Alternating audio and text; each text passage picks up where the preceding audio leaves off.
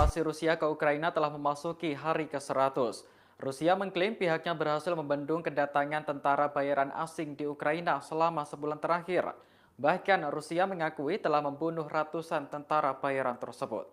Pernyataan tersebut disampaikan Kementerian Pertahanan Rusia baru-baru ini.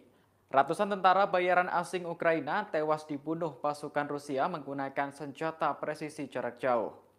Dikutip dari The Defense Post, sebagian besar tentara bayaran dibunuh di zona pertempuran yang sengit. Rusia menilai tentara bayaran asing tersebut tidak dibekali pengalaman perang yang optimal. Tentara Rusia menambahkan mereka berhasil membendung kedatangan tentara bayaran asing di Ukraina. Jumlah mereka saat ini di Ukraina diperkirakan tersisa 3.500 orang saja. Kementerian Pertahanan Rusia menyebut kedatangan tentara bayaran asing hampir mengering. Awalnya jumlah mereka mencapai 6.600 orang dan kini tinggal tersisa hampir setengahnya.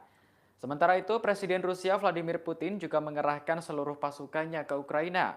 Dilaporkan ada 20.000 tentara bayaran Putin dari perusahaan militer swasta Rusia, Grup Wagner, serta dari Suriah dan Libya. Mereka bersama-sama menjalankan misi khusus untuk demilitarisasi dan denazifikasi negara pro-barat. Terima kasih sudah nonton. Jangan lupa like, subscribe, dan share ya.